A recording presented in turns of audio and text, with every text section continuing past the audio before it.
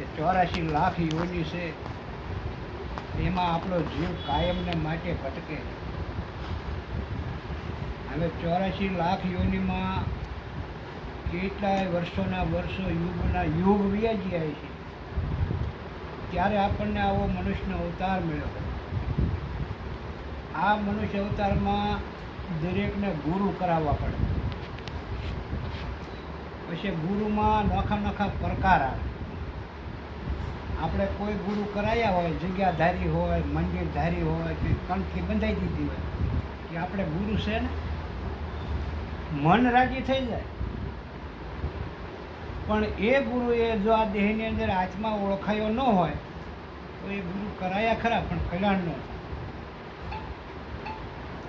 આપણે કોઈક મંદિરધારી હોય, કોઈક મોટા મહંત હોય, કોઈ અખેડાના સાધુ હોય, આપણે અહીંયા કંઠી બંધાવી હોય, આપણે ગુરુ કરાયા હોય, આપણે 12 મહિને 100 મહિને એના દર્શને જતા હોય, કે અથવા આપણને મંત્ર આપ્યો હોય, જો કંઈક ગુરુ મંત્ર આપે છે, કંઈક ડોકમાં કંઠી બંધાવે છે, કંઈક માથે હાથ મુકાવે છે, કંઈક કાંડું બાંધી દે છે, આવા નોખા નોખા ગુરુ આવે. એ નોખા નોખા ગુરુ જેટલા પ્રકારના છે એમાંથી ઊંચામાં ઊંચા હોય તો સદગુરુ. એ સદગુરુ જ્યારે મળે છે ત્યારે આ દેહની અંદર હું કોણ છું, હરિ કોણ છે, આ દેહ પીડ્યા પહેલાં અને દેહ નહોતો ત્યારે આ જીવાત્મા જે છે એ ક્યાં હતો, હું કોણ છું, હું ક્યાંથી આવ્યો છું, હું ક્યાં જવાનો છું, આનો પાક્કો પુરાવો જ્યારે સદગુરુ મળે ને ત્યારે મળે. નકર ત્યાં સુધી કદાચ આખા ગુજરાતનું રાજ્ય તમને મળી જાય ને, એટલું સુખ આવે ને, તો 84 ઊભી રહે. ગમે એની ભક્તિ કરતા હોય ભગવાનની, માતાજીની, આપણને એટલું સુખ આવે કે આખા ગુજરાતનું રાજ તમને એકલાને ફાંપી દે, પણ તોય 84 ન મળે.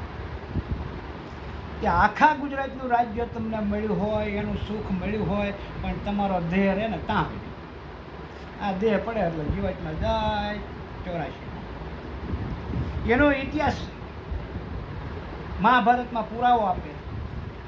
જો તમે મહાભારત સાંભળ્યું હોય, અથવા રમેશભાઈ ઓઝા કરીને પુરાણી છે, ટીવીમાં ચેનલ આવે છે, ભાગવત વાંચતા હોય, 7 દિવસનું ભાગવત હોય, અને તમે કોઈ પણ જગ્યાએ જો ભાગવત સાંભળવા ગયા હોય તો એમાં જ કથા આવે. આખા આ વિશ્વમાં બધાએ સાંભળી લે છે, પણ જેને જેને આ ભાગવતમાં મહાભારતમાં અભ્યાસ કર્યો હોય એને ખબર હોય, બીજાને નહીં. એ ભાગવતની અંદર નારદજીની કથા આવે. હવે નારદજી છે ને એ બ્રહ્માના દીકરા. હવે બ્રહ્મા મોટામાં મોટા છે, આપણને અનુભવ નથી, પણ જ્યારે સમજણમાં આવે ત્યારે ખબર પડે કે આખી આ સૃષ્ટિનો સર્જનહાર હોય તો બ્રહ્મા છે. બ્રહ્માનું કાર્ય એવું છે, પશુને, પંખીને, પ્રાણીને, મનુષ્યને, અરે આ ધરતી ઉપર કોઈ પણ પ્રકારના ઝાડવા હોય, ખડ હોય, બધાની ઉત્પત્તિ કરવી હોય ને તો બ્રહ્માનું કાર્ય, બીજા કોઈનું કાર્ય નથી. બ્રહ્માનું કાર્ય જ્યારે પૂરું થાય છે, ઉત્પત્તિ કરી લે, પછી એને વધારી મોટું કરવું, એને રેખેવાળી કરવી એ વિષ્ણુ ભગવાનનું કામ છે. ઝાડવું હોય તો ભલે, પશુ પંખી હોય તો ભલે, કોઈ ખડ હોય તો ભલે, અથવા માણસ હોય તો ભલે, બ્રહ્માએ જે પ્રગટ કર્યું એને ઊંચું કરીને વધારવું. આપણે બાજરો વાયો હોય ને, એક દાણો વાયો હોય ને એમાંથી એકમાંથી હજારો દાણા કરે, ડુંડું બનાવ્યું, એ વિષ્ણુનું કાર્ય. ત્યાર પછી સંહાર કરવાનું આવે. આ ધરતીમાંથી પશુ હોય, પંખી હોય, પ્રાણી હોય, મનુષ્ય હોય, ઝાડ હોય, કોઈ પણ દરેકનો નાશ. એ નાશ જે કરવો એ શંકરનું કામ છે. આવા 3 ભગવાન જે છે, બ્રહ્મા, વિષ્ણુ અને મહેશ. હવે બ્રહ્માના દીકરા નારદ મુનિ. બ્રહ્માના દીકરા નારદ મુનિ એટલે દીકરાને કંઈક થોડોક તો મનમાં અહંકાર હોય ને કે હું કોનો. જેવી રીતે આપણે આ મોરબીની અંદર મોટી કોરાટ હોય, અને કોરાટની અંદર જજ સાહેબ બેઠા હોય, ન્યાયાધીશ, એને આપણે મળવું હોય પાધરા ન મળી જાય, અને એનો જ છોકરો હોય તો ઘણા ધોડી ગયો જાય છે, ખુરશી ઉપર જ બેસી જાય. શું કામ? કે ન્યાયાધીશનો દીકરો છે, કોઈની રજા ન લેવી પડે, સીધો વયો જાય. એમ નારદ મુનિ બ્રહ્માના દીકરા, એને દેવલોકમાં, સ્વર્ગલોકમાં, આ મર્તુક લોકમાં બધે ફરવાનો અધિકાર, કોઈ ના ન પાડે. કદાચ ઇન્દ્રલોકમાં જ્યાં હોય, ઇન્દ્રના ઘેરે, ઇન્દ્ર ઘેરે ન હોય અને ઇન્દ્રાણી હોય એકલા, તોય નારદ મુનિ જોઈએ. વિષ્ણુ ભગવાનના ઘેરે જ્યાં હોય, વિષ્ણુ ભગવાન ઘેરે ન હોય, લક્ષ્મીજી એકલા હોય, નારદજીને જવું હોય તોય જઈએ. ગમે તે દેવીઓને મળવું હોય તો નારદ મુનિ જઈ કે એને કોઈ રોકે નહીં. શું કામ? બ્રહ્માના દીકરા. પણ એમાં એક દિનનો સમય એવો બન્યો,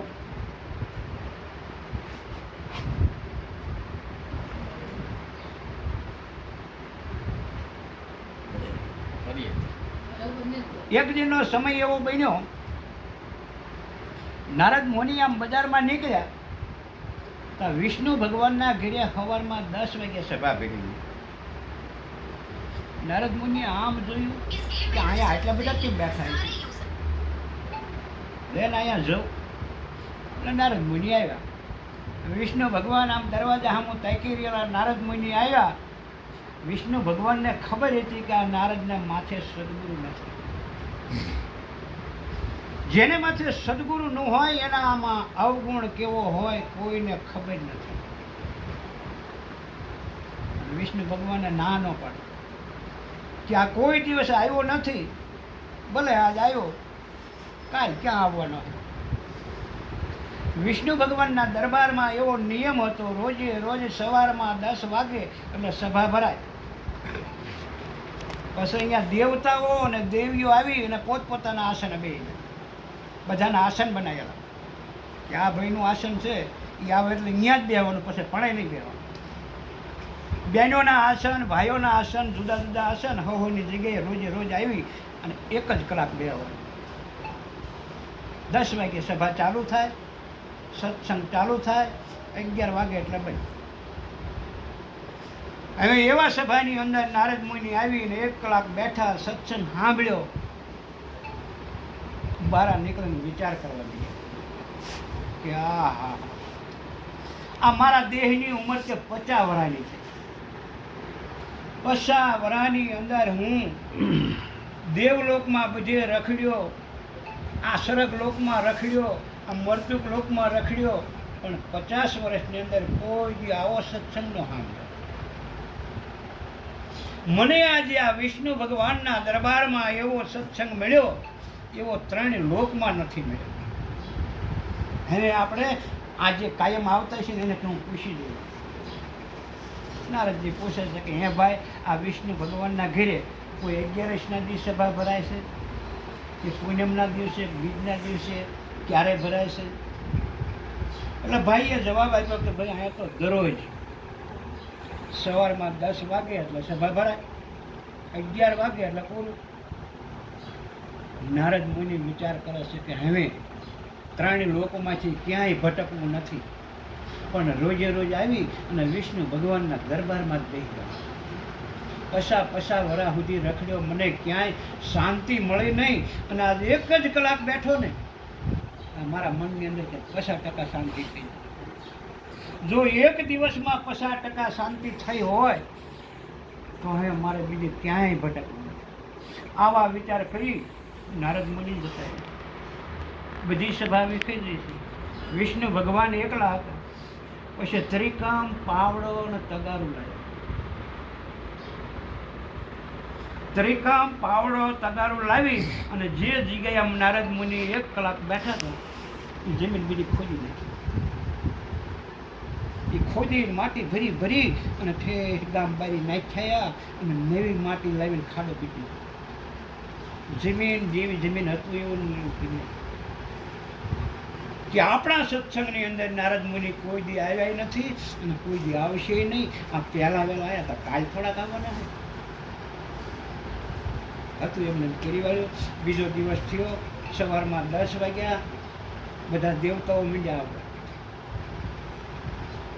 બધાય દેવતાઓ અને દેવીઓ આવી પોતપોતાના આસન ઉપર બિરાજમાન થયા. વિષ્ણુ ભગવાન આવી સિંહાસન ઉપર જ્યાં બિરાજમાન થયા, સત્સંગની શરૂઆત નારદ મુનિ આવ્યા. વિષ્ણુ ભગવાન આમ જોઈ ગયા કે હા તો આજે આવ્યો, ભલે આવ્યો, આમ ના ન પડે.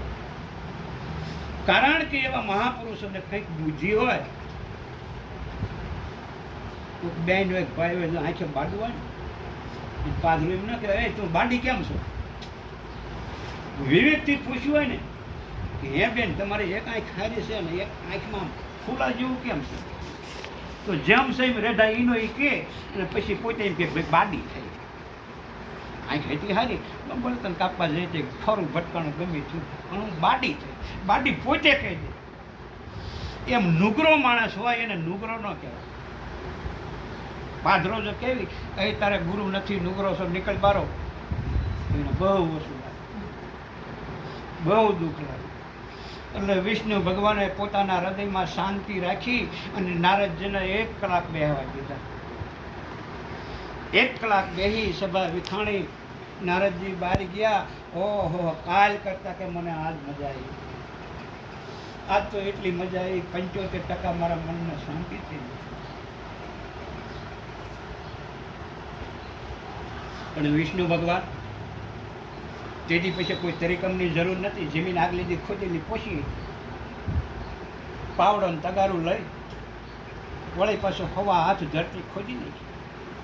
એ બધી માટી ભરી ભરી બહાર નાખ્યા અને નવી માટી લાવી હતી એમના જમીન કરી વળી.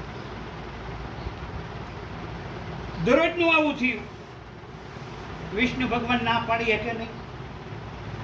નારદ મુનિ આયા વિના રહે નહીં. નારદ મુનિને સત્સંગ લેવી ગયો. કારણ કે પસા વરા સુધી રખડ્યા, ક્યાંય મનની શાંતિ ન થઈ, ક્યાંય સારો સત્સંગ ન મળ્યો. નગરી કડતાલું વગાડીને જિંદગી કાઢી, નારાયણ નારાયણ કરી. પણ નારાયણને ઓળખાણા તો નહીં. એક દિવસ ગયો, 2 દિવસ ગયા, 3 દિવસ ગયા, કાયમનો ધંધો થઈ ગયો. પણ ચોથા દિવસે નારદજીને વિચાર આવ્યો, જે જગ્યાએ હું બેહું છું અહીંયા રોજે રોજ મારી જગ્યાએ કંઈક પોસું લાગે છે કે આનું શું કામ. આજ વાત કે આ સભા બધી વિખાઈ જાય ને અને ભગવાન એકલા હોય એટલે પૂછવું છે. ચોથા દિવસે સભા વિખાણી વિષ્ણુ ભગવાન બરોબર પાવડો અને તગારું લઈ અને નારદજી જે બેહે છે એ જગ્યાએ આમ ખોદવા માંડ્યા. અને નારદ મુનિ પાછા આવ્યા. હા ભગવાન કે આ શું કરો? વિષ્ણુ ભગવાને નક્કી કરી દીધું, એમાં ગાય સીડ્યો. ગાય સીડ્યો છે ને આને મુકાય નહીં. હે નારદજી, આ તમે જે 4 દિવસથી સત્સંગમાં આવો છો ને, તમે વ્યાજ આવશો પણ મહેનત મારે પડે. આ હવા હાથ ધરતી ખોદી અને માટી બારી નાખવા જવું પડે છે અને હારી માટી ભરવી પડે. અરે પ્રભુ મને માફ કરજો, આનું કારણ શું એ તો મને સમજાવો. કે નારદજી તમારા કોઈ ગુરુ છે? કે ના, ગુરુ નથી. તો ગુરુ નથી એટલે તમે નુગરા છો અને નુગરામાં એવો અવગુણ હોય છે જે જગ્યાએ આમ હેઠો બેસે ને 1 કલાક ત્યાં હવા હાથ ધરતી ગઈ. નારદજી દાંત કાઢવા મીડ્યા. હું તો કોણ, બ્રહ્માનો દીકરો, મારે ગુરુની જરૂર શું? મારે તો 3 લોકમાં ફરવાનો અધિકાર છે, ગમે ત્યાં જવું. કે ભલે નારદજી તમે ગમે ત્યાં જાતા હોય, પણ આજથી હવે હું તમને એવો કહું છું કે કાલ આ સભાની અંદર તમે આવતા નથી. કે પણ હું 3 લોકમાં ગમે ત્યાં ફરું, કોઈ ના નથી પાડતા. કે ભલે કોઈ ના ન પાડતા, પણ હવે કાલથી આ સભામાં ન આવો. મારે રોજે રોજ મહેનત કરવી પડે. જેને માથે સદગુરુ ન હોય ને, આમ ધરતી ઉપર જેટલા પગલાં ભરે ને એ પગલે આ ધરતીની ધૂળ મેલી થાય છે. અને જેટલા શુદ્ધ માણસ છે જેને સદગુરુ મળ્યા છે, પોરબંદરમાં સુદામા થઈ ગયો અને સુદામા દ્વારકામાં જતા કૃષ્ણના દર્શન કરવા. પછી અહીંયા થોડાક દી રોકાણા અને જેથી જવાનું હતું તો કૃષ્ણના ઘરે કોઈ તૂટો નથી. કદાચ એકાદી પાલખી કે એકાદો રથ લઈ અને કોઈ એના માણસોને કહે કે ભાઈ આ સુદામાને જાઓ પોરબંદર સુધી રથમાં બેરીને મૂક્યા હોય તો કૃષ્ણને કોઈ તૂટો નહોતો. પણ હાલીને આવ્યા હતા ને હાલીને મોકલ્યા. ત્યારે રુક્ષ્મણીજી પૂછે છે, હે પ્રભુ, એ સુદામાનું દુબળું શરીર, વૃદ્ધ અવસ્થા અને તમે હાલીને મોકલ્યા એની કરતાં કે આપણો કોઈક સારથીને મોકલ્યા અને રથમાં બેહરીને મૂક્યા આવ્યા. હે દેવી, તમને ન સમજાય. પવિત્ર મનુષ્યો આ ધરતી ઉપર જેટલા પગલાં ભરે ને એટલી ધરતી પવિત્ર બને. મારે એને હકવો નહોતો, પણ આ ધરતી માથે એ જેટલા પગલાં ભરશે ને એ પગલે પગલે આ ધરતી પવિત્ર બને. તો જેના માથે સદગુરુ હોય એના પગલાંને વખાણ્યા, અને જેને માથે સદગુરુ નથી એના પગલાંને અવગણ્યા.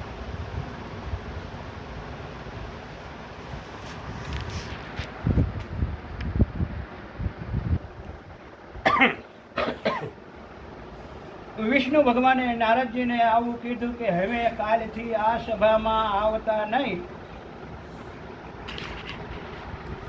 એટલે નારદજી મૂંઝાણા કે માન કરીને મને 50 વર્ષીય સત્સંગનો લાભ મળ્યો અને હવે આ ભગવાન ના પાડે છે તો મારે કરવું શું? નારદજી વિષ્ણુ ભગવાનને કહે છે કે હે પ્રભુ, અહીંયા આવવા માટેનો હવે કોઈ મને રસ્તો બતાવો. કે હા, એક રસ્તો છે. કાલે સવારમાં આ સભામાં આવવું હોય તો હે નારદજી ગુરુ કરાવીને આવજો. વળી નારદજી મૂંઝાણા, ગુરુ કોને કરાવવા? ગુરુમાં કે મને ખબર જ ન પડતી. ગુરુ એવું શું છે? ગુરુ શું કામ કરાવવા પડે? ગુરુ કોને કરવા? ગુરુ કેવા કરવા? મને કાંઈ ખબર નથી. વિષ્ણુ ભગવાન નારદજીને કહે છે કે હે નારદજી, મારા વચનનું પાલન કરશો? કે હા પ્રભુ, તમારા વચનનું પાલન કરીશ, તમે કહો એમ કરો. જુઓ કે તમારે રોજે રોજ સવારમાં વહેલા નાહવા માટે નદીએ જ આવશો ને? કે હા. નદીએ નાહવા માટે ઘરેથી 5 વાગે આમ નીકળો, ગામ બહાર ઝાંપામાં જે દરવાજો છે એ દરવાજે પહેલો માણસ જે હામો મળે તમને એને તમે ગુરુ કરાવી દો. બહુ સરસ. 2 છૂટા પડ્યા. નારદજી દિવસે આખો દી આડાવડા રખડી સાંજ પાડી, સાંજે વાળું કરીને ભૂતા પણ ઊંઘ ન આવે.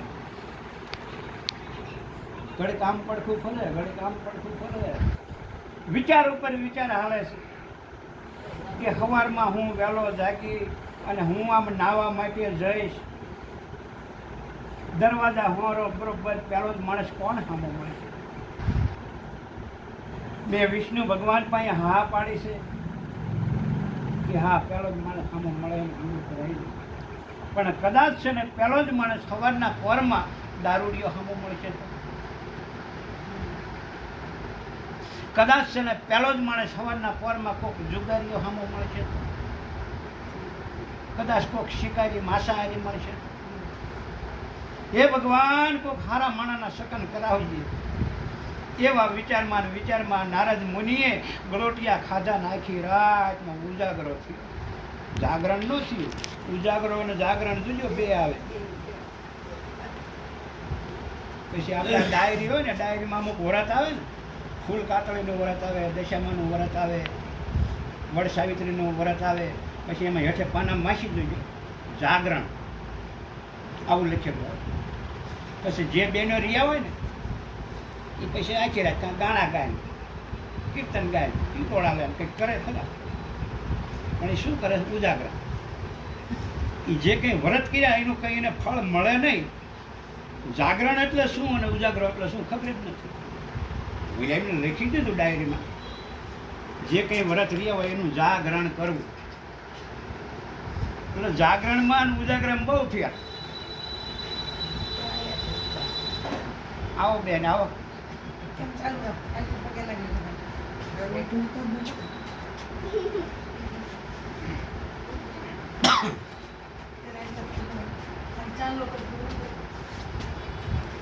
એટલે નારદ મુનિ આખી રાત ઊંઘ આવી નહીં. સવારમાં 5 વાગવાનો ટાઈમ, નારદ મુનિ જાગ્યા.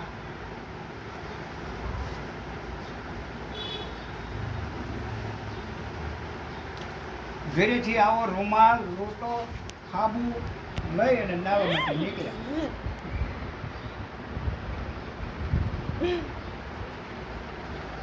ઘરેથી હાલતા થયા, અહીંયાથી મનમાં વિચારો હાલે છે. રાતના જે વિચારો હાલતા એવા ને એવા વિચારો કરતા કરતા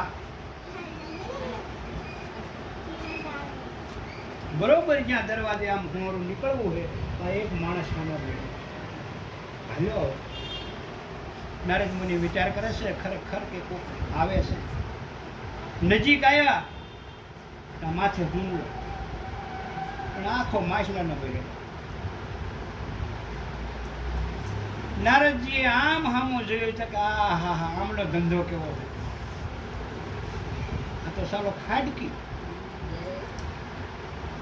આવાને દૂર કરાવે. જોઈજો આ નારદજીના વિચાર કેવા છે.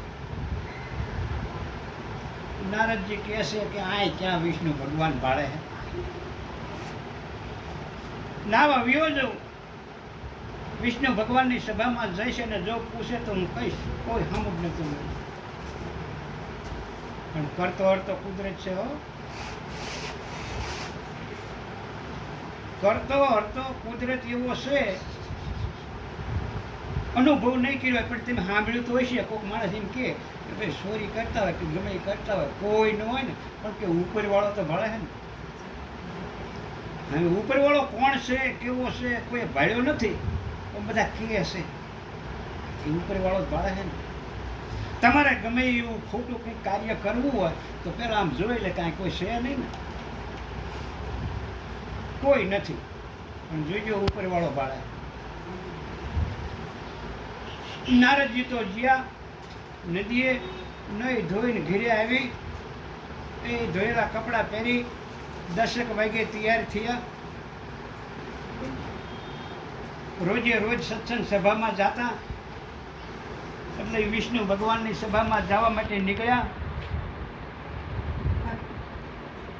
વિષ્ણુ ભગવાનના દરબારમાં રોજના કર્મો પ્રમાણે બહેનો અને ભાઈઓ જતી સતી આવી પોતપોતાના આસને બેસી ગયા.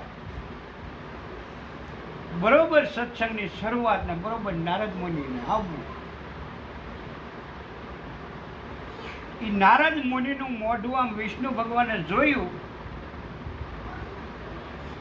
સિંહાસન ઉપર બેઠા બેઠા અવળું ફરી. આ વિષ્ણુ ભગવાન અવળું ફરી અને નારદજીને કહે છે કે હે નારદજી, તમે ગુરુ કરાવીને આવ્યા કે ના પ્રભુ માફ કરજો, કોઈ હામું ન મળ્યું. તને કોઈ હામું મળ્યું કે ન મળ્યું એ તારું મન જાણે, પણ ખડકી બાદ નીકળ. મારે આ તારું મોઢું પણ જોવું નથી. વિષ્ણુ ભગવાન નારદજીને કહે છે કે મારે તારું મોઢું પણ જોવું નથી, ઈનો ઈ મોઢે બહાર નીકળ. નારદજી બહાર નીકળ્યા અને ખરેખર જોયો, તમારે ચક બહાર ગામ જવું હોય, તમારે કોઈ ખેતીવાડીમાં જવું હોય અને કંઈક અડચણ આવે, થોડાક હેરાન થાવ, એટલે તમારા અંદરથી એવા શબ્દો નીકળી જાય કે આ કંઈક મોઢા જોયા છે, આ કોઈક નુકરાનું મોઢું જોયું, મારો ધી ફેરી ગયો. ખરેખર એવું બને છે. એની અંદર એવો અવગુણ હોય છે પણ એને ખબર નથી. એટલે નારદજી બહાર વૈયા ગયા, પણ બહાર 1 કલાક બેઠા હતા. જરા સભા વિખાણી બધા બહાર નીકળ્યા એટલે નારદજી પૂછે છે કે હિમ ભાઈ કે આ સત્સંગ કેવો થયો? અરે ભગવાને આજ તો કે 3 કાળનો સત્સંગ કે 3 કાળ એટલે શું? કે ભૂતકાળમાં હું કોણ હતો, જે વર્ષોના વર્ષો વી ગયા એને ભૂતકાળ કહેવાય. અને અત્યારે આ હું અને તમે બેઠા છીએ ને, આને વર્તમાન કાળ કહેવાય. આ વર્તમાન કાળમાં અત્યારે હું અને તમે સવી પ્રત્યક્ષ દેખાવી છીએ, ભૂતકાળમાં નહોતા દેખાતા. અને પછી ત્રીજો કાળ આવે જેને ભવિષ્ય કાળ કહેવાય. ભવિષ્ય કાળમાં પાછા એકય દેહ ન હોય, વારાફરતી બધાને ઓળો કે આવો સત્સંગ કર્યો કે હા અરે કે હું ભાગ્યો. ખરેખર મને વિષ્ણુ ભગવાને કાલે કીધું હતું કે હામો મળે પહેલો જ માણસ એને ગુરુ કરાવી લેજે. અને હામો મળ્યો હોય પણ મેં ન કરાવ્યા, મારી કઠણી. એટલે કઠણી હોય ને તો ગુરુ હામાં આવે ને તોય આપણે ન કરાવીએ. શું કામ? કઠણી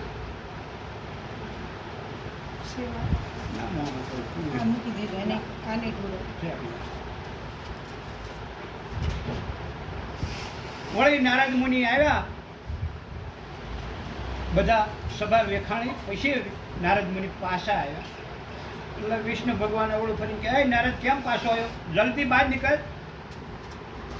કે પ્રભુ માફ કરજો, કાલ તો તમે મને વચન આપ્યું હતું કે હામો માણસ પહેલો મળે એને જ ગુરુ કરાવી લેજે. કાલ કોઈ મને મળ્યું નહીં અને હવે આજ મારે શું કરવું? કે જા અમારું એનો એ વચન. સવારમાં વહેલો જાગીને નાહવા માટે આમ નીકળ અને દરવાજે તને પહેલો માણસ જે હામો મળે એને ગુરુ કરાવી લેજે. કે વાંધો નહીં. આખો દિવસ આડાવડા રખડીને હાંજ પાડી, વળી હાંજે વાળું કરીને સૂતા, પણ ઊંઘ છે નહીં આવે. જેમ આંખમાં નનકું એવું કણું પડ્યું હોય ખખરે ને, એમાં ને હૃદયમાં બધું ખખરે. ભગવાનના શબ્દો, વિચારો પછી વિચારો. વળી આખી રાતનો ઉજાગરો થયો. વહેલું પરોડીએ 5 વાગવાનો ટાઈમે જ્યારે જાગ્યા નારદજી, જાગીને ઘરેથી લોટો રૂમાલ ખાબુ લઈ નાવા માટે આમ હાલતા થયા. ભગવાને વિચાર ફેરવી નાખ્યો નારદને કે આવડા દરવાજે હું કાલ નીકળ્યો તો આમ, અને અહીંયા ખાડકી માછલાનો હુમલો ભરીને હામો મળ્યો તો. બચારાકનો ધંધો હોય છે એનો, રોજ જાતો હોય. મારે આજ ભલે થોડીક વાર લાગે. એ બજારે આમ હાલવું જ નથી ને દરવાજે જ નથી નીકળવું. આમ બીજી બજારે થઈ, બીજા દરવાજે થઈ અને નદીએ જતો રહો નાવા. એટલે એવા માણસ આમાં ન મળે. નારદજીએ દરવાજો ફેરવ્યો. ઓલો ઢીમર હતો જે માછલા મારીને લાવતો હતો, એના વિચારો પાછો ફેરવવા વાળા ભગવાન. આનાય વિચારો ફેરવવા વાળા ભગવાન. ઢીમરને વિચાર આવ્યો કે વહેલા 5 વાગ્યા હોય, બ્રાહ્મણના દીકરા નાવા જાતા હોય અને મારે આવો માથે હુમલો અને હામું મળવું, એની કરતાં થોડી ભલે વાર લાગે, આપણે ઓલી બજારે થઈને ઘેરે જવું. જ્યાં બીજી બજારે થઈ અને બીજા દરવાજે આમ નારદજીને જાવું અને કોઈલા ભાઈને આવવું. આમ હામું જોઈ હા તો કાલ વાળો.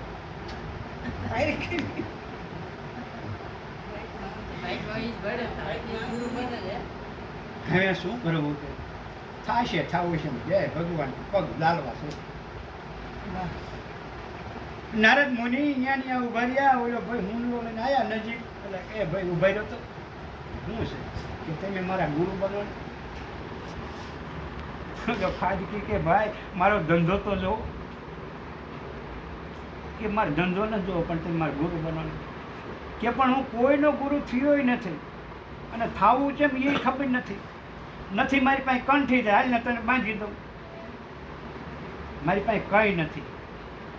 મારી પાસે કોઈ મંતર નથી, મારી પાસે કોઈ જ્ઞાન નથી, મારી પાસે કોઈ કંઠી નથી. અને મને રવા દે ને ભાઈ, બહાર લાગે, હું હાલતો હતો. એમ કીધું હાલવા માંડ્યો. હવે ઊભા રહ્યો કે 1-2 મિનિટ ઊભા રહ્યો. વળી ઊભો રહ્યો. ભલે તમારી પાસે કંઠી ન હોય કે મારે કંઠીની જરૂર નથી. ભલે તમારી પાસે જ્ઞાન ન હોય, મારે જ્ઞાનની જરૂર નથી. ભલે તમારી પાસે મંતર ન હોય, મારે મંતરની જરૂર નથી. કે તો ખાલી મારા માથે હાથ તો મૂકો, એક જ શબ્દ બોલજો કે હું તારો ગુરુ. બોલ્યો કે એટલી મન ન કરો. મેં કોઈ દી કોઈને માથે હાથ મૂક્યો નથી, હું કોઈનો ગુરુ થયો નથી. અને જો તારે ગુરુ કરવા હોય ને તો ભલો થઈ કોઈ ગોતી લે. તો આ જગ્યા ધારી ગોતજે, ભગવા કપડાં હોય, દાઢી જતા બેરખા હોય, ડોકમાં મળાયું પહેરી હોય, એ ગુરુ હોય. આવા સાદા લુગડાવાળા હોય. મારા સાદા લુગડા, મારો ધંધો કેવો, એમ કહીને વળી ઓલો હુમલો લઈને હાલતો થયો ને. નારદ મુનિ કેમ કીધું, કાલે આ હામો મળ્યો તો આજે હામો મળ્યો. વિષ્ણુ ભગવાન એમ કહે છે કે પહેલો માણસ હામો મળે એ જ ગુરુ કરજે. એટલે ખરેખર આમાં કંઈક છે. નારદ મુનિ પગે સોટી ગયો, આ જવાનો દરકે તેને જ મારા ગુરુ બન્યો. પછી એટલે કંટાળીને માથે હાથ મૂકે. નારદ મુનિ બેઠા છે હેઠા, પગની પીંડી ચાલી, ઓલાને માથે હુંડલો માછલાનો ભર્યો છે, અને એ ઢીમરે આમ માથે હાથ મૂક્યો કે જા તું મારો શિષ્ય, હું તારો ગુરુ. નારદજી એટલા રાજી થઈ ગયા, ઊભા થઈને ઠેકડા મારીને તાળીઓ પાડવા માંડ્યા કે આ હા હા તમે બન્યા આજ મારા ગુરુ, અને હવે મારું થશે પૂરું. જેને જેને ગુરુ મળ્યા એનું પૂરું થયું. ને કે જ્યાં જોગે તેનું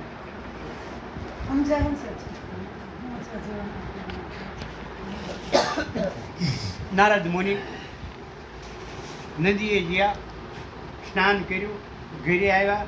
10 વાગ્યાનો ટાઈમ, સભામાં જવું હતું, વસ્ત્રો બીજા પહેરી અને નારદજી ઉપડ્યા સત્સંગ સભામાં.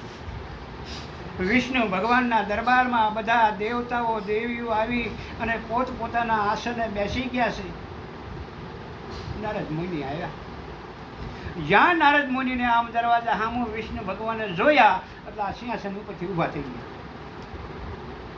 ઊભા થઈ ગયા, સાંકળી પડી રહે, આજે આ પામરી હોય રૂમાલ એ પીડેલીઓ ઉઘાડા પગે દોટ મૂકી અને ફળિયામાં જઈને નારદજીના બસમાં લઈ ગયા. શું કામ? વિષ્ણુ ભગવાનને ખબર પડી કે આ ગુરુ કરાવીને. અને જોજો 2 જણા એવું ઉઘાડા પગે દોટ મૂકી. વિષ્ણુ ભગવાને ઉઘાડા પગે એક દાણ દોટ મૂકી. ક્યારે? આ નારદજી ગુરુ કરાવીને ત્યારે. હા, જય ગુરુ મહારાજ. બોલો. મોરબી.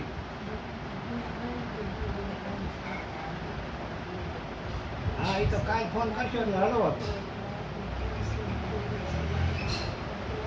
ના, કાલ હળવો જ નહીં, ફોન રિપોર્ટ. ના એવું હું ગમણા તો મેં અમારા ઘરના કાલ કીધું હતું. મેં કીધું વરસાદ આપણેથી બીવે છે, આપણે સીમાડા બાર વ્યા જાઓ એટલે વરસાદ આવવાનો.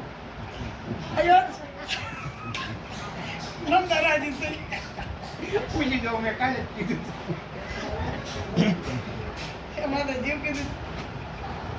હા. એટલું બધું તો નથી આવું. 2 દી નહીં આવતી. ના, એ તો કે તળાવ આખું બી ભરે ક્યાંય ન આવતા કે પની પહેલે પણ 2 દી નહીં આવતી. 2 દી રંધાય તલો ભરાઈ જાય. આપણે 2 દી મેં રડવા જવાનું. 2 દી નહીં આવતી. સારો હોય. વિષ્ણુ ભગવાને ઉઘાડા પગે દોટ મારી. આ તમે નહીં સાંભળ્યું હોય પણ કૃષ્ણનું કદાચ સાંભળ્યું હોય.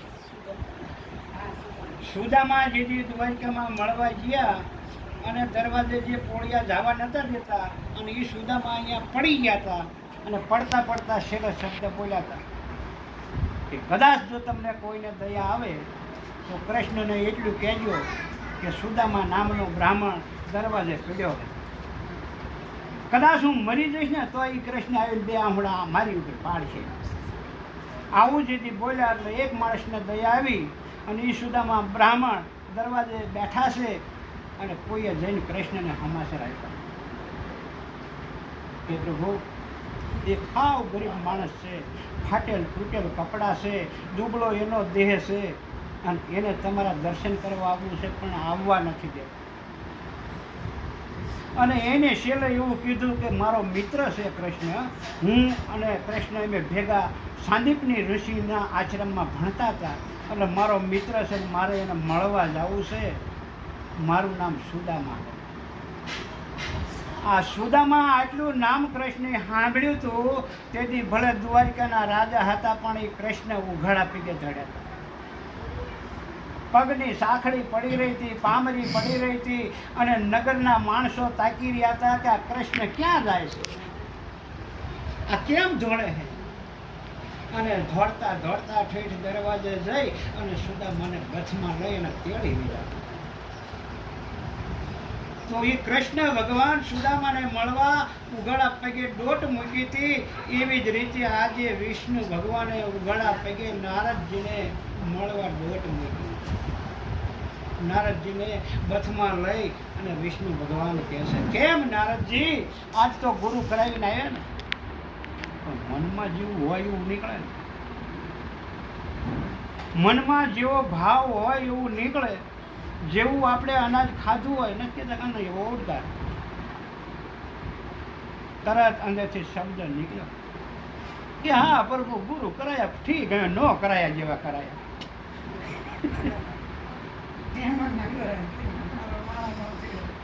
શું કામ? આને શંકા હતી કે ગુરુ કરાયા પણ કે મને તો ખાડકી ને ઢીમર. જોજો શાસ્ત્રમાં લખ્યું છે નારદજીના ગુરુ ઢીમર, માછલા મારે છે એવો મારો ગુરુ, આવા ગુરુ ક્યાં મને. એટલે નારદજી કહે છે કે ઠીક હવે ગુરુ કરાયા ખરા પણ ન કરાયા જેવા.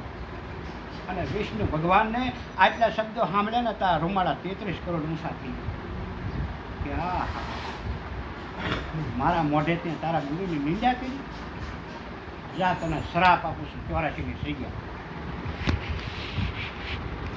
જરીક ગુરુની નિંદા કરી એમાં ભગવાન પોતે વિષ્ણુએ શ્રાપ આપી દીધો કે તારા માથે 84ની સજા.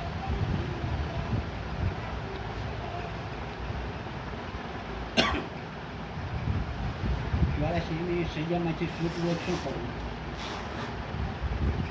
84 લાખ યોનિમાં જવાની સજા આપી, હવે એમાંથી છૂટવું હોય, ભગવાનનો આપેલો શ્રાપ કોઈથી મિથ્યા ન થાય.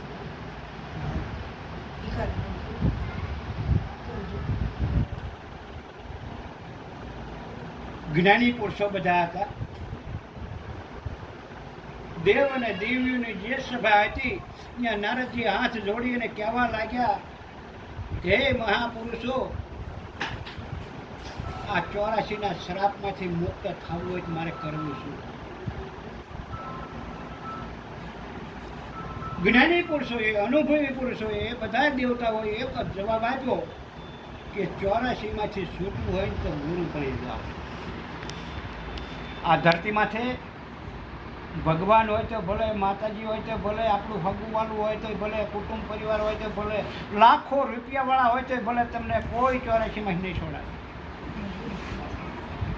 84માંથી છૂટવું હોય તો હે નારદજી ગુરુની જરૂર પડશે, ગુરુના શરણે જાઓ તો જ 84માંથી મુક્ત થશે. નારદજી વિચાર કરે છે કે મારા ગુરુ કાલ જ મને કહેતા કે મારી પાસે જ્ઞાન નથી, તો મારા ગુરુ શું મને છોડાવી છે? કે પણ નારદજી જાઓ તો ખરા, આ મહાપુરુષોના શબ્દો ઉપર વિશ્વાસ રાખી અને તમે ગુરુ પાસે જાઓ તો ખરા. નારદજી ઉપડ્યા. હવે દિવસે 10 વાગે પૂછતા પૂછતા ઢીમરના ઘેરે ઘર ગોત્યું, ના જઈને પૂછ્યું કે ફલાણા ભાઈ છે? ઘેરે બેન બોલ્યા કે હા વહેલા ગયા હતા નદીએ હુમલો ભરવા માછલાનો, તો એક મૂકી અને શિરાવીને ચા પાણી પીને પાછા ગયા સ્પીડ હુમલો ભરવા. ને મળવું હોય નદીએ જાઓ. નારદજી હાલતા હાલતા નદીએ ગયા ત્યાં એના ગુરુ એ લાય આંબી દોરીની ઝાડ આવે ને, એક શેડો આંપાના કાંઠે બાંધ્યો અને આમ પાણીમાં બીજો શેડો લઈને હાલ્યા જાય. કાઢી હમણાં પાણીમાં શેડો લઈને હાલ્યા જાય છે. ચાલુ નદીના પાણીમાં આડી ઝાડ બાંધવાની. એ ઝાડમાં જેટલા માછલા આવે એટલે ભરે. પછી ઘડી કોઈ ઝાડ ખેંચી લે. એ ખેંચીને બહાર આવીને મચભાઈ વણી વણી હુંડલો ભર્યો. આવીને ધંધો.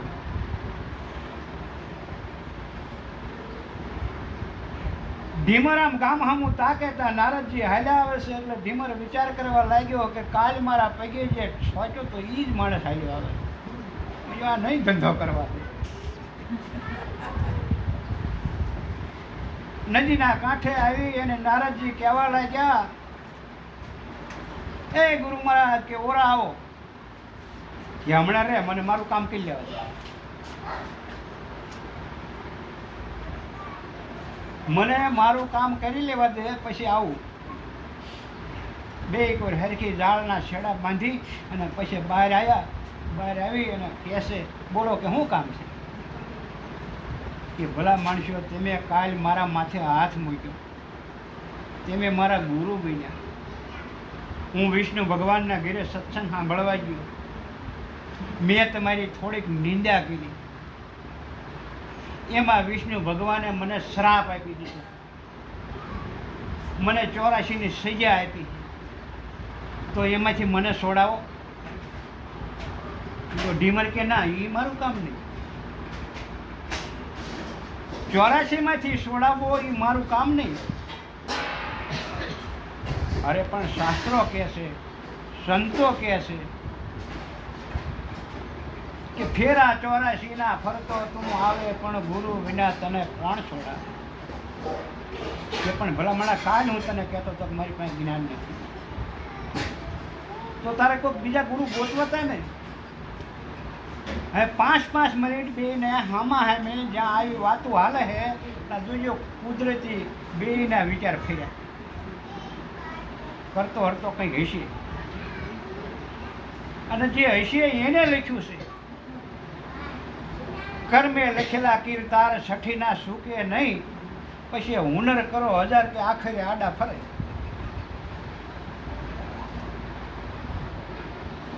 ઓલો ઢીમર હતો ને ખાટકી એ તરત બોલવા માંડ્યો, હે તને ભગવાને શ્રાપ આપ્યો? કે હા. એમ કે પાછો જા જયની વિષ્ણુ ભગવાનને કહેજે કે 84 એટલે શું. 84નો એક નકશો બનાવી દો તો મને એમાં ફરવા જવાની ખબર પડે. અને જો 84નો નકશો બનાવી દે પછી હાથમાં આપે એટલે હેઠે મૂકી અને તારે એમાં એક આંટો મળી જાય. આજ હું હોય જાઉં, તું તારે હારે આવું છે. પણ મારો ધંધો એવો છે, હું ઢીમર છું ને એટલે મને સભામાં નહીં આવવા દે. પણ હું આમ બારો બારણે ઊભો રહીશ. જો વિષ્ણુ ભગવાન કંઈ આગા પાછા થાય તો મને હાથ કરજે એટલે હું આવીશ. આવા શબ્દો દેવાવાળો કુદરત. હવે નારદજી અને ઢીમર બે ગુરુ શિષ્ય વિષ્ણુ ભગવાનના દરવાજે આવ્યા. ઢીમર બહાર ઉભો રહ્યો, નારદજી અંદર ગયા. અંદર ગયા એટલે વિષ્ણુ ભગવાન કહે છે કે હે નારદ, કેમ પાછો આવ્યો? જા જા, હાલતો થા, તારા માટે 84ની સજા છે. તને મેં 84નો શ્રાપ આપ્યો હશે. કે પ્રભુ શ્રાપ આપ્યો છે ને એટલે જ હું આવ્યો. એ શું કામ છે? જોજો ભગવાનના હોય તે વિચાર ફરી જાય. પ્રભુ 84 એટલે શું કંઈ મને ખબર જ નથી. તો કોઈ મને આમ નકશો બનાવી દો એટલે મને 84ની ખબર પડે કે અહીંથી આમ જવું, અહીંથી આમ જવું. જોજો આપણા ભારત દેશનો નકશો છે. નકશો હોય નાનો એવો. ભણવા ગયા હોય, કોઈ નિશાળે કોઈ પંચાયતે જોયો હોય ને તો આમ સલાખા જેવો ટાંકા જેવો એક નકશો બનાવેલો આવે. એ નકશામાં આપણા આખા ભારતના કેટલા રાજ્ય છે, કેટલા જિલ્લા છે, કેટલા તાલુકા છે, કેટલી નદી છે, બધું હોય. નકશો નાનો પણ બધું એમાં હોય. એમ આને પણ નારદજીએ વિષ્ણુ ભગવાનને 84નો નકશો બનાવવાનો કીધો એટલે વિષ્ણુ ભગવાનના હોય તે વિચાર કરી. એટલે નારદજી તારી વાત હાચી. નકશા વિના તું ક્યાં જઈશ ફરવા, બેસ ઘડીક લે નકશો બનાવી દીધી. તરત આવડો મોટો કોરો કાગળ લાયા. એ વખતે આવી ઇન્ડિપેમ નહોતી, કલમ હતી, સહીનો ખડીયો હતો. એ સહીના ખડિયામાં કલમ બોળી અને મંડ્યા 84 બનાવવા. જોઈજો, ધ્યાન રાખજો, હવે 84 આવે. બધા કહે છે ને લક્ષ 84 મળતી નથી, લક્ષ 84 મળતી નથી. બધા કહે છે, પણ 84 એટલે શું? એ વિષ્ણુ ભગવાન પોતે સહીનો ખડીયો લઈ અને 84નો નકશો બનાવે છે. એ કોઈના ખૂણે એક ખાણ લખી, એનું નામ ઉદ્ભવિજ ખાણ. ઉદ્ભવિજ ખાણ એટલે જમીનમાંથી રેઢા 21 લાખ અવતાર આવે છે. જમીનમાંથી રેઢા પ્રગટ થાય. જોજો, પાંખુવાળી ઈંઢોર, પાંખુવાળા મકોડા, એ તમારે ઉનાળે જોવા જ નહીં, ગોત્યા જડે. કોઈ સીમમાં જતા હોય, ખેતી કરતા હોય, વાડિયું કરતા હોય, વાડિયુંમાં જઈને જોયું હોય, ચોમાસાનો વરસાદ આખી રાત વેર્યો હોય ને તમે સીમમાં જાઓ એટલે આવડી ગાવડી જોવા લાલ મળે છે ને. એ લાલ મખમલ જેવી ગાવડી, પાંખવાળા મકોડા, પાંખવાળી ઈંઢોર, એકી ઓળામાં હાલી જતી હોય ને ત્યાં વાંહે લાળની લેટી આવે. ગમે એટલી ભોમાં ફરે ને વાંહે લાળ પડતી જ જાય. એવી ઈવળ્યું. એવા કુલ 21 લાખ અવતાર આવે. 21 લાખ અવતારની એક ખાણ છે, એનું નામ છે ઉદ્ભવિજ ખાણ. પછી બીજી ખાણ આવે.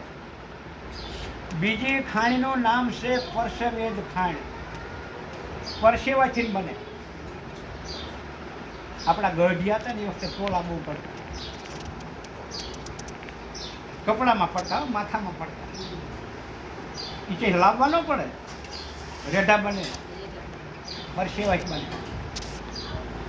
પરસેવેદ ખાણની જે બીજી ખાણ છે પરસેવેદ નામની, એ પરસેવેદ નામનો એક વાયુ છે. આ ધરતી અને આબ બેની વચ્ચે એ વાયુ રખડે છે, કાયમને માટે રખડે છે. આપણા ગઢિયા હતા ને, ખેતી કરતા ને, એવડા પવનને ઓળખતા, અને આપણે એ ઓળખવી 3-4 પવનને. કે આમ ખૂણીમાંથી જ્યારે પવન ચાલુ થાય એટલે બોલે કે અમે ગિરનારી પવન વાય છે.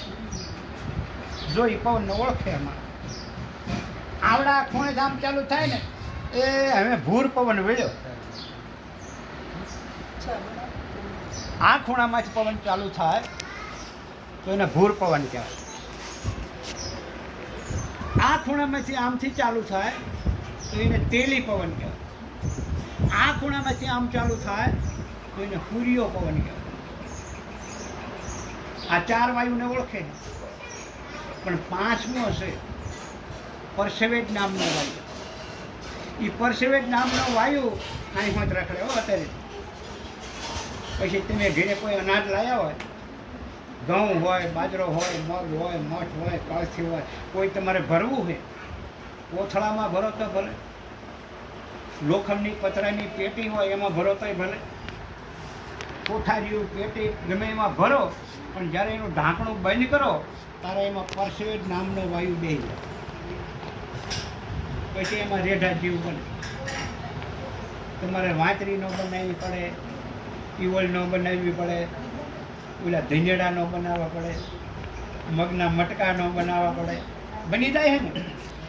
આ પાકો અનુભવ. પરસેવેદ નામનો જે વાયુ છે એ પરસેવેદ ખાણમાં 21 લાખ અવતાર આવે. પછી એમાં ઘણા બધા જીવ આવી જાય. ચોમાસું હોય પછી ગા ભેંસ આમ સીમમાં સરવા જાય ને, પછી ઈવડા અહીંયા સાણ કરે. પછી તાજો જે ઢોરનો પોદ હોય ને એને તમે આમ હાથીકડે વીખો કાંઈ જોવા ન મળે, પણ એને 2 રાત પડ્યો રહે ને નકરી ઈવળ બની જાય, કાળી ઘૂઘી બની જાય. એટલે કાળામાં કંઈ નતું ને હાથ કેમ બની ગયું? જો એ પાકો અનુભવ છે. પરસેવેદ નામનો વાયુ એમાં ઠરે અને એમાં જીવ બને 21 લાખ પૂરા તો કરવા ને. હા, સત્સંગ ચાલુ છે બરોબર. હે હા, એ કઈ તો સમજના.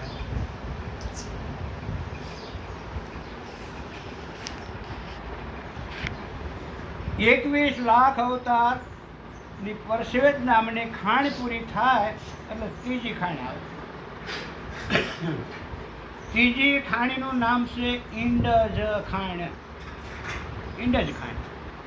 પછી જે કોઈ તમે તમારી ઉંમરમાં ઈંડા જોયા હોય, જો કીડીના હોય, મકોડાના હોય, ભોલાના હોય, કાબર, ચકલા, કાગડા, કબૂતર, મોર, કુકડા, કોઈ પણ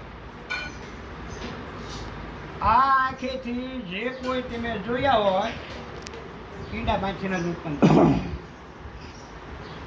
હવે ઈંડામાંથી જે અવતારો પૂરા થાય છે એમાં 21 લાખ અવતાર આવે. આ 21 લાખની 3 ખાણીઓ. પછી ચોથી ખાણ આવે. ચોથી ખાણીનું નામ છે જરાયુજ, એટલે ફરતી વાર વેટાયેલી આવે. ઢોર વિહાય બાળ બસું એને ફરતી વાર વેટાયેલી આવે. એ મનુષ્યમાં હતી વાર વેટાયેલી આવે. હવે ઓર વિટાયેલી જે દેહનો જન્મ થાય છે એનું નામ જરાયુજ ખાંડ. એમાં પણ 21 લાખ અવતાર આવે. આવા 21 લાખની 4 ખાણીઓ. 21 તમે 4 ભેળા કરો એટલે ભણેલા ખબર પડે. 5 21 ચોક ને 84. ન ભણવા તો હિસાબ કરવો પડે. 20 4 વખત ગણે એટલે 80 તો થાય. ઉપલું એક ગણે એટલે તોય 84. એ 84 લાખ યોનીમાં બધામાં અવતાર લેતા લેતા આ જરાયુજ ખાણમાં છેલ્લો અવતાર મનુષ્યનો મને તમને મળ્યો.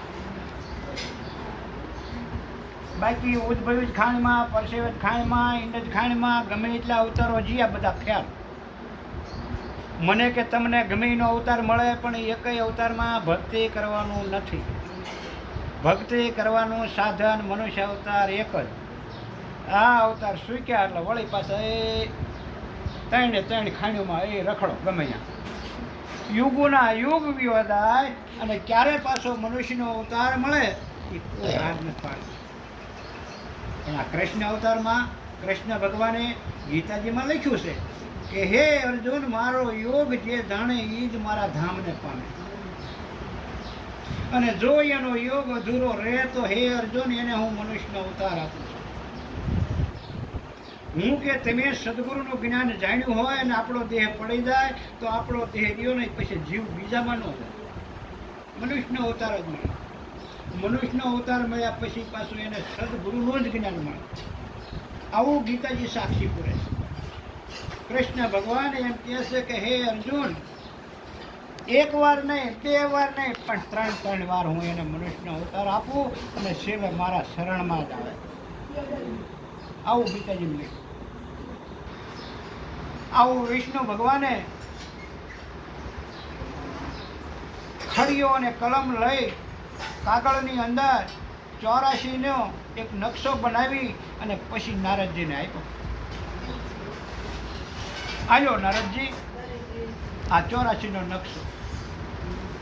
પણ નારદજીને એના ગુરુ ઢીમરે કીધું હતું, જો તને નકશો બનાવી દે તો હેઠું મૂકી અને મારી પાસે 1 આંટો ફરજે, પછી વિષ્ણુ છે અને હું છું. બહાર ઊભા છે એના ગુરુ. બધા સંતોની હાજરી હતી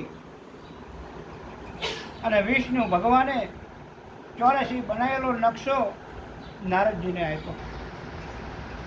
નારદજીએ હાથમાં નકશો લઈ કે પ્રભુ આ 84 લાખ યોનીનો નકશો. કે હા. કે તો મારે ફરવા જવાનું. કે હા. તમે શરાપ આપ્યો છે તો મારે ફરવા જવાનું ને. કે હા. તે ઓલે હેઠો મૂક્યો નકશો. હેઠો મૂકી અને મારી પાસે આમ ડોળ્યો ખાલી. એટલે વિષ્ણુ ભગવાન કહે નારદજી આમ નહીં. બહાર એના ગુરુ ઊભા હતા ને સાંભળી ગયા. દોડીને આવીને બાવડું જાળીને ઊભો કર્યો. પૂછ કે તારા 84 મટી જાય. એટલે વિષ્ણુ ભગવાન કહે છે કે પણ આમ મટે રહ્યો હમણાં કે હું કહું ને એનો મને જવાબ આપો. એટલે 5 જ મિનિટ થઈ એમ. ઓલો ઢીમર જે હતા એ વિષ્ણુ ભગવાનને કહે છે કે હવે હું બોલું ને એનો જવાબ આપો પ્રભુ. જ્ઞાની પુરુષો બધા જ બેઠા હતા, દેવ અને દેવીઓ બેઠા હતા.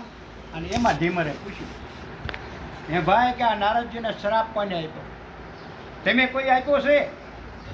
એટલે બધા બંધ થઈ ગયા કે ના એમે કોઈ નથી. કે કોને આપ્યો છે? તો કે આ વિષ્ણુ ભગવાન. હે ભગવાન કે તમે શ્રાપ આપ્યો છે? કે હા. ભલે વાંધો નહીં. પેલો નકશો લઈને બતાવ્યો કે આ 84 કોને બનાવી છે? બધા જ્ઞાની પુરુષો બધાને દેખાડ્યો ને બધાએ ના પાડી. એમ 84 ને જ બનાવી, વિષ્ણુ ભગવાને બનાવી છે. હે ભગવાન, વિષ્ણુ ભગવાન તમે આ 84 બનાવી છે? ભગવાન ના પાડે કે હા પાડે?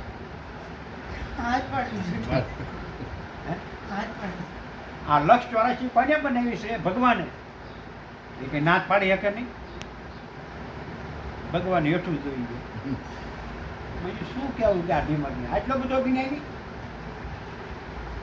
તોય પછી હજી પૂછું ડોકું કરીને કે હા ઢીમર 84 મેં બનાવી છે. તો શ્રાપ તમે આપ્યો છે, 84 તમે બનાવી છે. તો આ નારદજી આમાં આંટો ફર્યો, તમે ભાળ્યું છે? તમારી આ 84 હાચી છે ખોટી? ખોટી કે તોય છૂટી જાય. છૂટી જાય ને. વિષ્ણુ ભગવાન જો એમ કહે કે મારી બનાવેલી 84 ખોટી છે તોય છૂટી જાય. અને જો એમ કે હાચી તોય છૂટી જાય. ઓલો આંટો ફર્યો. જુઓ તો ખરા ઢીમરની બુદ્ધિ કેટલી. 84 માંથી નારદજીને છોડાવી લીધા. એટલે શાસ્ત્રને સંતો એમ કહે છે કે ભગવાનનો દીધેલો શ્રાપમાંથી ગુરુ મુક્ત કરાવી દે. બોલો સદગુરુ.